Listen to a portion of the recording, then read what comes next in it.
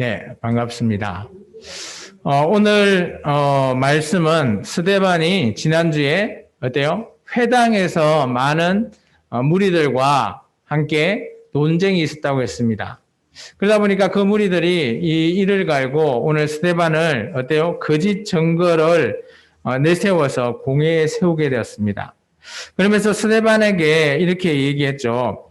나사렛 예수가 성전을 한 사실, 그리고 두 번째, 모세가 준 규례, 율법을 고치게 됐다라는 그 두 가지의 아마 제목을 통해서 스데반을 공회의 법정에 세우게 됐던 것 같습니다.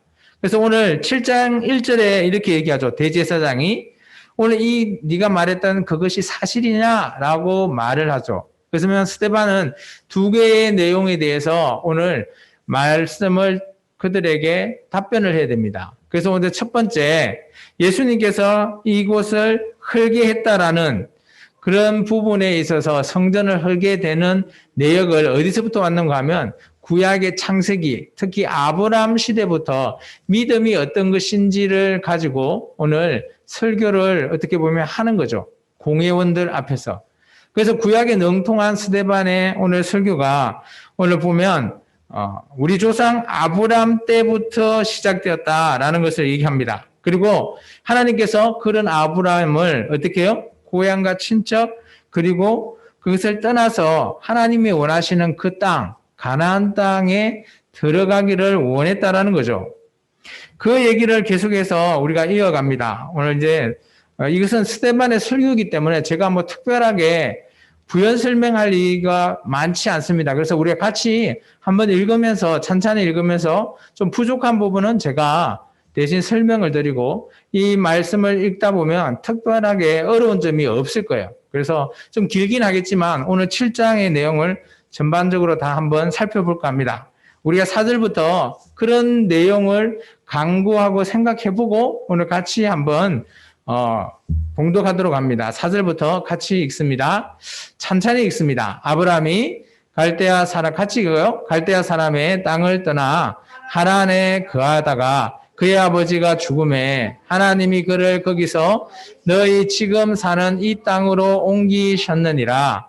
그러나 여기서 발붙일 만한 땅도 유업으로 주지 아니하시고 다만 이 땅을 아직 자식도 없는 그와 그의 후손에게 소유로 주신다고 약속하셨으며 하나님이 또 이같이 말씀하시되 그 후손이 다른 땅에서 나그네가 되리니 그 땅 사람들이 종으로 삼아 400년 동안을 괴롭게 하리라 하시고 또 이르시되 종 삼은 나라를 내가 심판하리니 그 후에 그들이 나와서 이곳에서 나를 섬기라 하시고 여기까지가 아브라함의 가나안 땅에 정착하고 그 다음에 오늘 종 삼았던 나라는 애굽이죠. 출애굽했던 내용을 얘기하고 있습니다. 계속해서 읽습니다. 할례의 언약을 아브라함에게 주셨더니 그가 이삭을 낳아 8해 만에 할례를 행하고 이삭이 야곱이 우리 12조상을 낳았느니라. 그래서 지금 잘 생각해 보면 이스라엘 민족 입장에서 스데반이 집중해서 12, 이스라엘이라고 하는 야곱을 기준으로 해서 이제 말하고 있는 거죠. 계속해서 읽습니다. 여러 조상이 요셉을 시기하여 애굽에 팔았더니 하나님이 그와 함께 계셔 그 모든 환난에서 건져내사 애굽 왕 바로 앞에서 은총과 지혜를 주시며 바로가 그를 애굽과 자기 온 집의 통치자로 세웠느니라. 그때에 애굽과 가나안 온 땅에 흉년이 들어 큰 환난이 있을 새 우리 조상들이 양식이 없는지라. 야곱이 애굽에 곡식이 있다는 말을 듣고 먼저 우리 조상들을 보내고 이건 잘 아는 내용이죠. 또 재차 보냄에 요셉이 자기 형제들에게 알려지게 되고 또 요셉의 친족이 바로에게 드러나게 되니라. 요셉이 사람을 보내어 그의 아버지 야곱과 온 친족 75사람을 청하였더니 야곱이 애굽으로 내려가 자기와 우리 조상들이 거기 죽고 거기서 죽고 세겜으로 옮겨져 아브라함이 세겜 하물의 자손에게 은으로 값주고 산 무덤에 장사되니라. 여기까지가 창세기 끝부분이죠. 계속해서 이제 출애굽기로 넘어갑니다. 하나님이 아브라함과 약속하신 때가 가까움에 이스라엘 백성이 애굽에서 번성하여 많아졌더니 이것이 이제 출애굽기 1장의 내용입니다. 요셉을 알지 못하는 새 임금이 애굽 왕위에 오름에 그가 우리 족속에게 교활한 방법을 써서 조상들을 괴롭게 하여 그 어린 아이들을 내버려 살지 못하게 하려 할세. 이게 뭐예요? 나일강에 던져버리는 그런 내용을 얘기하고 있죠. 20절입니다. 그때에 모세가 낳는데 하나님 보시기에 아름다운지라 그의 아버지의 집에서 3달 동안 길리더니 부려진 후에 바로의 딸이 그를 데려다가 자기 아들로 기름해 모세가 애굽 사람의 모든 지혜를 배워 그의 말과 하는 일이 능하더라. 나이가 40이 되매 그 형제 이스라엘 자손을 돌볼 생각이 나더니 한 사람이 원통한 일 당함을 보고 보호하여 압제 받는 자를 위하여 원수를 갚아 애굽 사람을 쳐 죽이니라. 그는 그의 형제들이 하나님께서 자기의 손을 통하여 구원해 주시는 것을 깨달으리라고 생각하였으나 그들이 깨닫지 못하였더라. 이튿날 이스라엘 사람끼리 싸울 때에 모세가 와서 하회시키려 하여 이르되 너희는 형제인데 어찌 서로 해치느냐 하니 그 동물을 해치는 사람이 모세를 밀어뜨려 이르되 누가 너를 관리와 재판장으로 우리 위에 세웠느냐 내가 어제는 애굽 사람을 죽인과 같이 또 나를 죽이려 하니 모세가 이 말 때문에 도주하여 미디안 땅에서 나그네가 되어 거기서 아들 둘을 낳으니라. 40년이 참에 천사가 시내산 강야 가시나무 뜰기 불꽃 가운데서 그에게 보이시거늘 모세가 그 광경을 보고 놀랍게 여겨 알아보려고 가까이 가니 주의 소리가 있어. 여기 보면 주의 소리 돼 있잖아요. 하나님을 이야기하는 겁니다. 나는 내 조상의 하나님 즉 아브라함과 이삭과 야곱의 하나님이라 하신데 모세가 무서워 감히 바라보지 못하더라. 주께서 이르시되 내 발의 신을 벗으라. 내가 서 있는 곳은 거룩한 땅이니라.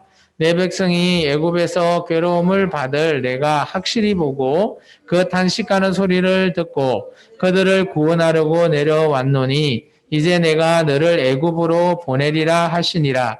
이것이 모세의 사명이죠. 하나님께서 모세에게 사명을 주는 장면입니다. 뜰기나무 그것이죠.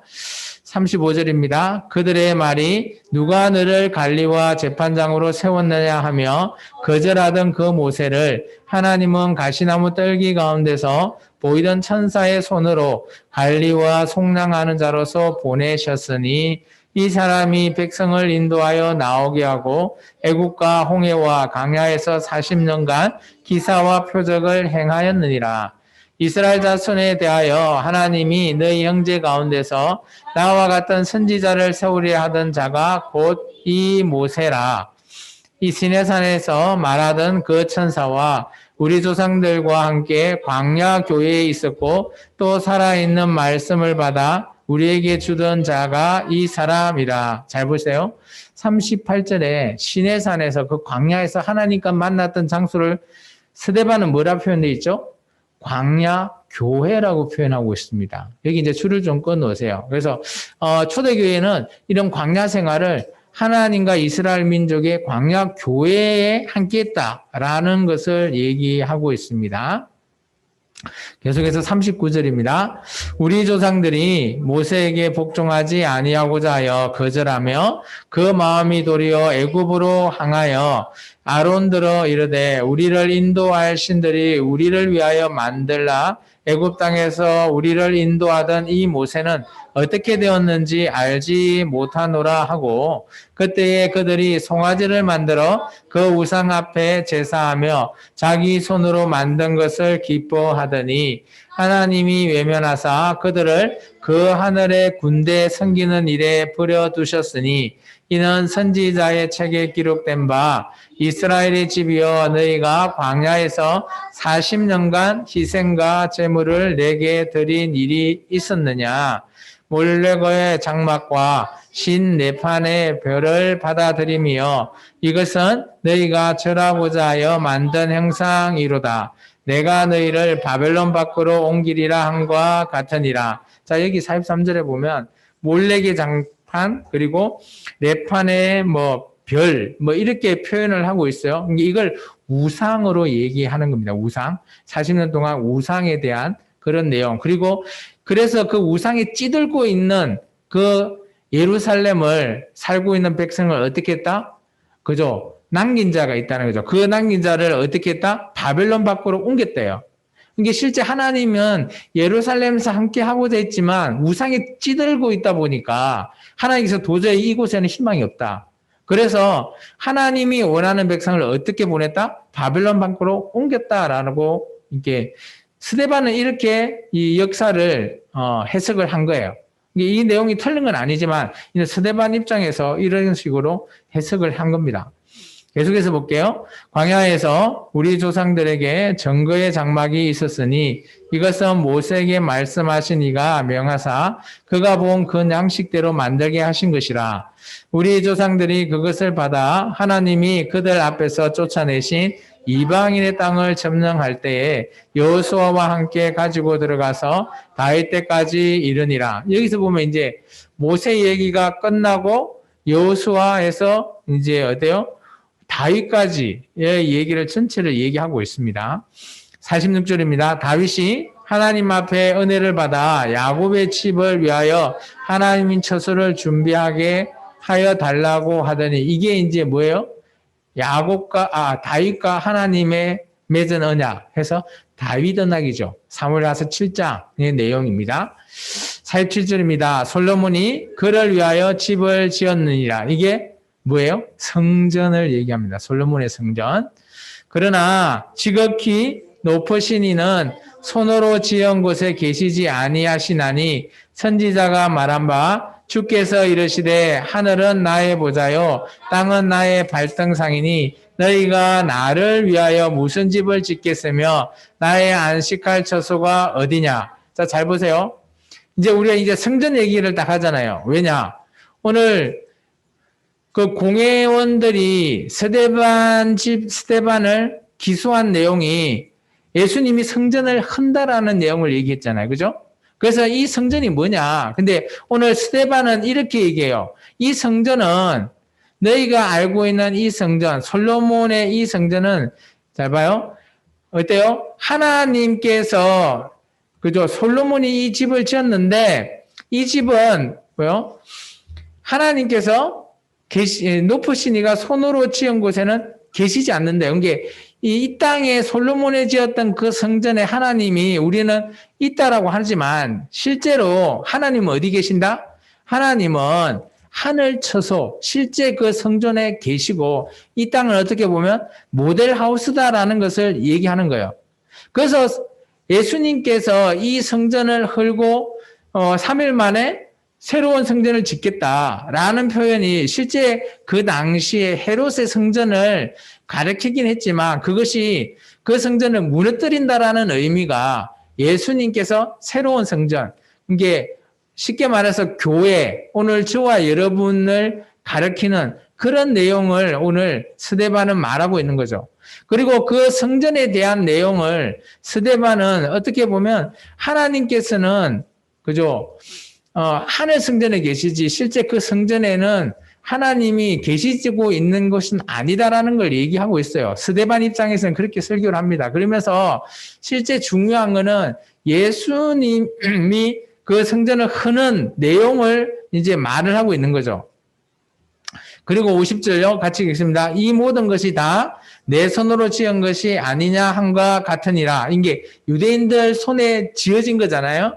그리고 그리고 나서 스데반이 그 유대인들을 향해서 이제 계속해서 그것에 대한 타당한 이유를 설명해야 되지만 그렇게 이렇게 와서 예수님을 그걸 죽이고 한 내용을 통해서 조금 분노가 좀 일으켰나 봐요. 그리고 그래서 이제 51절에는 유대인을 향해서 스데반이 어때요? 조금 보면 좀 다혈질스럽게 그렇게 좀 외치는 소리가 51절입니다. 같이 한번 읽습니다. 목이 곧고 마음과 귀에 할례를 받지 못한 사람들아. 이게 뭐예요? 목이 곧고 마음과 귀에 할례 받지 못한 너희라는 거죠. 사람들 하면 이 당시 공회원들을 가리키는 거예요. 유대인들. 그리고 그 공회원들은 일반 사람이 아니에요. 쉽게 말하면 제사장들이나 바리새파의 고위공직이 있는 그런 사람들을 가리키는 거예요. 그런 사람들한테 목이 곧는 자, 그리고 마음과 귀에 할례를 받지 못한 자라고 칭했다는 거죠. 그리고 계속 읽습니다. 너희도 너희 조상과 같이 항상 성령을 거스르는도다. 이게 어떻게 보면 스데반이 그들을 완전히 성령의 일이 아니라 너희가 하는 일은 악한 능이 하는 일이다 라는 것에 대해서 스데반이 얘기하는 거죠. 52절입니다. 너희 조상들이 선지자들 중에 누구를 박해하지 아니하였느냐? 의인이 오시리라 예고한 자들을 그들이 죽였고, 여기 의인이 오시리라 예고했던 그분이 누구죠? 예수님을 가리키는 거예요. 그걸 누굴 죽였다고? 너희가 죽였다라는 거예요. 그리고요, 이제 너희는 그 의인을 잡아준 자요, 살인한 자가 되나니. 이게 쉽게 말하면 스데반은 아브라함부터 역사를 쭉 읽어와서 뭘 얘기하고자 하는가 하면 예수님을 그죠 메시아 여기서 말하는 의인은 메시아잖아요. 오리라 했던 그 메시아를 너희가 죽였다라는 것으로 스데반은 끌고 넘어가는 거예요. 그러면서 너희가 목이 곧고 마음과 귀에 할례 받지 못해서 깨닫지 못한 자이기 때문에 너희가 오리라고 했던 이 의인을 너희가 알지 못했다. 그리고 너희 손으로 살인했다라는 것을 그 공회원 앞에서 선포하는 겁니다. 그게 바로 설교의 내용이었어요. 53절입니다. 너희는 천사가 전한 율법을 받고도 지키지 아니하였도다 하니라. 근데 이 말은 어떻게 보면 그죠? 율법을 잘 지키려고 하는 바리새인들이나 그죠? 그 또 제사를 그 당시 잘 행했던 제사장한테 이런 얘기를 한 거예요. 일반 사람도 아니고. 그런 사람은 율법을 잘 알 건데 어때요? 오히려 그런 사람들이 율법을 잘 지키지 않았다라고 말하고 있는 겁니다. 54절입니다. 그들이 이 말을 듣고 뭐예요? 마음에 찔려 그를 향하여 이를 갈거늘 마음이 찔렸대요. 그러니까 마음이 찔리는 이유가 뭘까요? 그러죠. 그런데 왜 마음은 찔렸는데 어때요? 자기들이 행했던 일을 보니까 죄만 없으면 될 것 같아.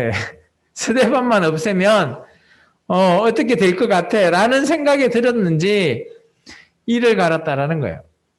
그리고요 계속해서요 그들의 행동을 봅니다. 그리고 스데반이 성령 충만하여 하늘을 우러러 주목하여 하나님의 영광과 및 예수께서 하나님의 우편에 서신 것을 보고 이게 이제 중요한 거죠. 스데반은 어때요? 성령이 충만했다라는 곳에 줄을 우리가 꺼놔야 돼요. 우리는 언제나 성령 충만해야 되는 이유가 있다라는 겁니다. 스데반이 성령 충만하니까 어때요? 하늘의 보좌가 열린 거예요.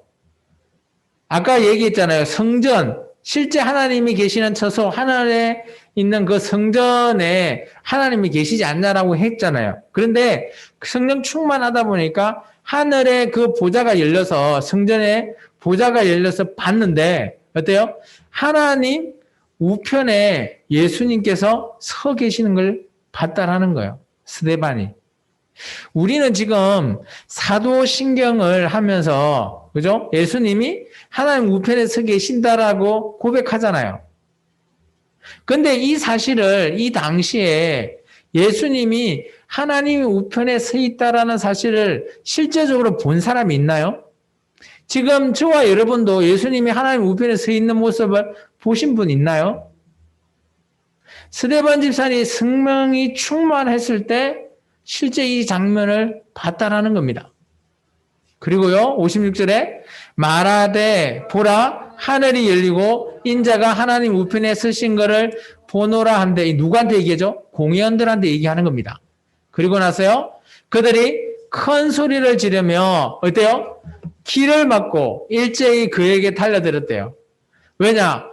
스데반의 얘기를 도저히 못 듣겠는 거죠. 이게 아까 좀 잘 생각해 보시면 스데반이 이들에게 뭐라고 그랬죠? 성령을 거스른다라고 얘기했잖아요. 그러다 보니까 쉽게 말해서 성령을 거스리면 어때요? 악한 영이 임재하는 거예요. 그러다 보니까 성령을 거스리다 보니까 스데반이 하는 얘기를 도저히 못 듣는 거죠. 이게 귀를 막고 일제히 그에게 달려들어서 어떻게 했다고요? 58절에 성 밖으로 내치고 돌로 스데반을 쳐버렸대요. 그리고 정인들이 옷을 벗어 누구요? 사울이라는 청년 발 앞에 뒀대요. 여기서 사울 동그라미 치놓고 나중에 바울이라고 써놓으십시오. 사울은 이 당시 공회원이었어요. 그리고 이 스데반을 순교시키는데 가장 앞장선 사람이었습니다. 이제 성 밖에 내치고 돌로 친다라는 게 이게 율법적인 거거든요. 그래서 이런 걸 통해서 스데반을 순교를 하게 되죠. 59절입니다. 그들이 돌로 스데반을 치실 때 스데반이 어떤 행동을 했는지 한번 읽습니다. 스데반이 부르짖어 이르되 주 예수여 내 영혼을 받으시옵소서. 이거 어디서 많이 보는 장면 같지 않아요? 누구한테 외쳤죠? 예수님 십자가에 맺혔을 때 하나님 아버지한테 간곡히 얘기했잖아요. 그 장면과 스데반이 예수님한테 간곡히 이렇게 부르짖는 이 소리가 닮아 있는 것이 보인다라는 거예요. 그죠? 닮아 있는 게 보이죠? 그리고 60절입니다. 무릎을 꿇고 크게 불러 이르되 주여 이 죄를 그들에게 돌리지 마옵소서. 이 말을 하고 자니라. 잔다라는 표현을 썼어요. 누가는. 쉽게 말해서 이제 어떻게 보면 순교를 당했는데 누가 입장에서는 잔다라는 표현을 썼죠. 그 전에 오늘 보면 돌로 친 자들에게 스데반이 예수님한테 얘기했죠. 이 죄를 그들에게 돌지 말라. 이것도 예수님께서 행했던 십자가에서 말을 했던 그 내용과 또 흡사합니다. 오늘 이제 누가는 이 사도행전 7장을 통해서 이 당시 스데반의 설교를 아마 전해 듣고 그 사실을 그대로 기록한 것 같아요. 그래서 어떻게 보면 스데반의 이 설교가 물론 왜곡됐거나 그러지는 않을 것 같고요. 많이 전해 듣고 그 당시 공회원이었던 특히 사울이라고 하는 나중에 바울이잖아요. 바울의 증언까지 그리고 누가가 누구와 같이 선교 여행을 했죠? 바울과 함께 했잖아요. 그러다 보니까 아마 이 스데반의 설교에 대해서는 아마 명확한 것 같아요. 스데반이 공회에서 이렇게 설교했던 내용을 바울이 기를 담았던 것 같아요. 그리고 나서 아마 그 얘기를 듣고 마음에 찔려서 더더욱 이를 갖고 기독교인을 죽이겠다라고 앞장선 사람이 바로 이 사울입니다. 그래서 나중에 8장에 들어가면 사울이 교회를 박해를 합니다. 어마무시하게 박해를 한 것 같아요. 이 당시에 나중에 보면 바울이 예수님을 만나고 다메섹에서 그저 회개하잖아요. 그 이후에 그죠? 이 사도들을 만났을 때 사람들 반응을 보면 저 바울 도저히 안 돼. 누구도 감당 못 해. 라고 하면서 길리기아 다소로 보내버려요. 그리고 나서 그 당시 예루살렘에 있는 교회의 반응이 뭔가 아나요? 평안하고 점점 평안하고 화평해졌대요. 교회가. 그 말은 바울이 얼마만큼 박해를 심하게 했으면 그 당시에 예루살렘 초대교회가 아마 쑥대밭이 되었을 거예요. 그리고 많은 사람들이 잡혀가고 순교를 당했을 거예요. 그러다 보니까 사울을 딱 봤을 때 사람들이 무서워서 피할 수밖에 없는 그런 지경까지 가버렸어요. 그거의 원인은 제가 생각하기에 스데반의 설교라고 저는 생각합니다. 스데반에 조금 전에 우리가 창세기부터 그죠? 다윗해서 솔로몬의 성전 얘기까지 이렇게 역사적인 얘기를 쭉 이어왔던 그 내용, 그 이만큼 역사에 해박한 지식을 가지고 있는 스데반. 근데 나중에 바울 또한 구약에 엄청 해박한 지식을 가지고 있거든요. 그러다 보니까 아마 스데반이 말을 하고자 하는 의도를 바울은 정확하게 깨트려 보지 않았을까 저는 생각되어집니다. 그러다 보니까 더 마음이 찔리고 정말 귀에 담을 수 없을 정도로 듣기 싫을 정도로 그 스데반의 말을 그냥 아예 막 없애버리기 위해서 공회원이 이를 갈고 그냥 성 밖에 내치고 그냥 돌려서 죽여버리는 그런 일을 순식간에 해버렸을까요? 어떻게 보면 이 스데반의 순교를 통해서 초대교회가 아마 그죠 많은 박해가 있어야 할 것을 예고에 되는 시점입니다. 이 이전까지는 크게 이렇게 죽임 당했거나 물론 출교를 당하면서 죽임을 당했을 수는 있어요. 근데 이렇게 예수님을 증거하고 많은 공회원 앞에서 이렇게 순교당한 그 첫 사례가 바로 스데반입니다. 그러다 보니까 이 스데반은 어떻게 보면 그냥 우리가 제자들이 제자된 사도들이 자기들이 기도하거나 그리고 말씀을 전하는데 조금 그런 시간이 많이 뺏겨서 7명을 택했던 사람 중에 가장 먼저 택함 받은 사람 중에 한 명이 스데반이거든요. 그들이 한 일은 그저 구제하는 일이었어요. 먹거리를 잘 나눠주는 그런 일이었는데 어떻게 보니까 그냥 봉사만 했다? 아니라는 거죠. 봉사뿐만 아니라 이 스데반은 놀랍게도 어마어마한 해박한 지식을 가지고 있는 사고요. 그리고 똑똑한 사람이었어요. 그러다 보니까 많은 공회원들이 그를 어떻게 할 수가 없었던 거죠. 근데 아마 어떻게 보면 또 스데반이 위치적으로 봤을 때 똑똑은 했지만 아마 그 당시에 위치적인 거가 뭐 이렇게 좀 우리 같으면 서열이 높은 상위 계층에 있는 사람이었다면 함부로 대하지 못했겠죠. 근데 그렇지 않아서 아마 순교를 당했을 수도 있다라고 저는 보여집니다. 아마 이 스데반이 어떻게 보면 로마 시민권자라고 하면 바울처럼 이들은 그런 스데반을 죽일 수 없어요. 근데 이들은 어때요? 잘 생각 한번 해보십시오. 이들은 유대인의 그 징벌, 돌로 쳐서 죽였거든요. 그리고 그들이 재판을 끝내버렸어요. 대신 그들이 로마 총독 앞에 이 스데반을 회부하지도 않았어요. 근데 잘 생각하면 바울은 어때요? 바울의 재판을 한번 보면 바울은 그죠? 어때요? 이 유대인들이 죽이고 싶었지만 못 죽인 거예요. 그 이유가 뭐냐? 바울은 태어나면서부터 로마 시민권자였어요. 그러다 보니까 어떻게 할 수가 없어서 자기들 유대인의 재판으로 바울을 죽일 수가 없어서 로마 총독에게 데려가게 되고 로마에서 정식 재판을 받게 되었죠. 이제 그런 입장에서 보면 바울과 스데반의 위치가 좀 보인다라는 겁니다. 그래서 어떻게 보면 힘없는 자는 이렇게 그저 비명하에 정말 억울하게 죽임을 당하는 거예요. 우리가 보기에는. 그런데 저는 그냥 일반적으로 이렇게 살다가 이렇게 비명 행사 당했다 하면 참 억울하죠. 근데 우리는 스데반을 평가할 때 어떻게 생각하죠? 하나님이 기뻐하시는 자. 예수님이 그의 순교를 엄청 기뻐하지 않았을까라고 우리는 그렇게 생각하잖아요.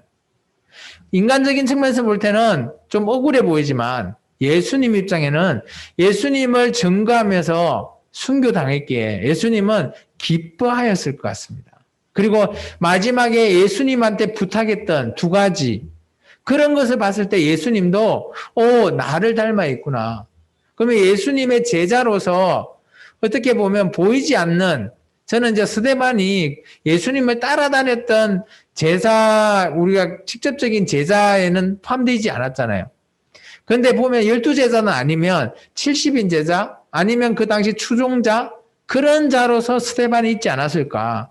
그리고 예수님과 함께 동시대에 있었던 사람이기 때문에 예수님을 물론 뭐 자기를 내세워서 나아갈 수 있는 자는 아니었지만 예수님에 대해서 잘 알고 있었던 자였다라고 저는 보여집니다.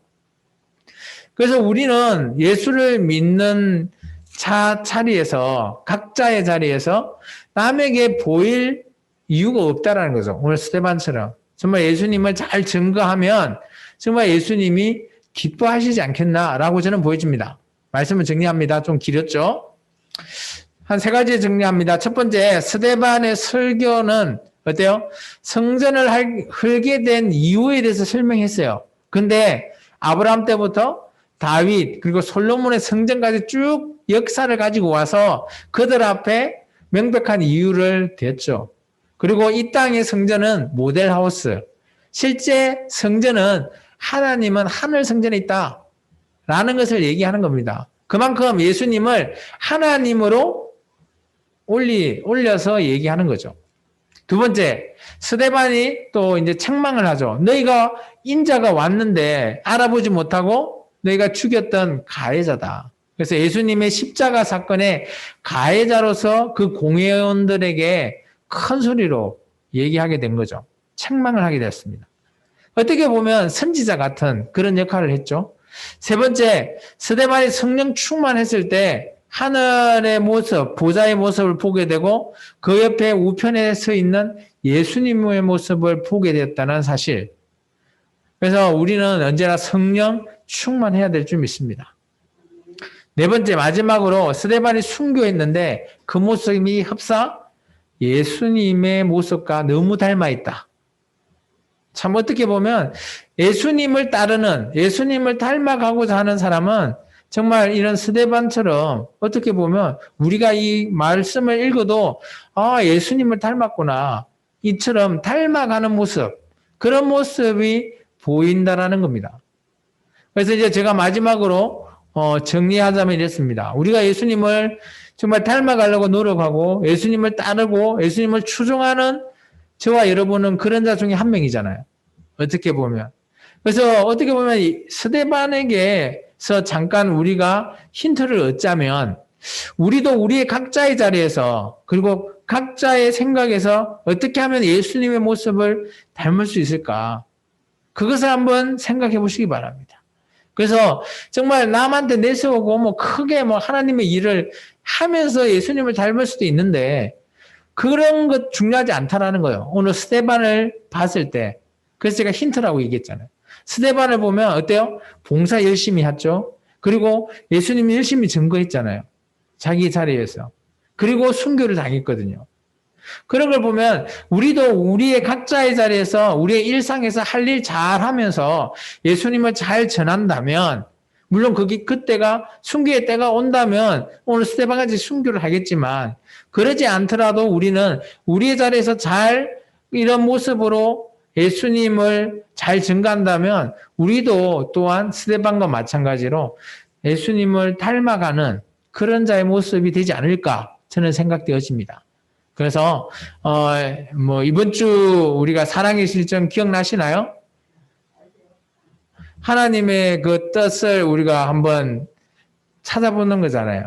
마찬가지입니다. 오늘도 보면 우리가 오늘 스데반 같이 보면 어때요? 우리의 각자의 자리에서 내가 어떻게 예수님을 닮아가는 그런 내용들, 이게 하나님의 뜻이 뭔지 우리가 알아간다는 것은 내가 어떻게 하면 예수님을 닮아가는 모습을 뭐 행동하면 그게 하나님이 또 원하는 뜻일 수도 있거든요. 그런 거와 엮여서 생각해 보면 오늘 우리는 이번 주에 정말 하나님이 나 생각하시는 나의 뜻 그리고 내가 어떻게 하면 예수님을 닮아갈 수 있는 나의 모습 이런 것을 한번 합쳐서 생각해 보고 정말 한번 우리가 늘 기도 중에 또 한번 찾아보시고 그리고 우리의 인생이 그런 자리에서 남한테 드러내지 않더라도 나의 소신과 나의 신앙으로서 나의 믿음으로서 함께 밀어붙이면서 예수님을 닮아가는 저와 여러분의 인생이 되기를 축원합니다. 기도합니다. 주님 감사합니다.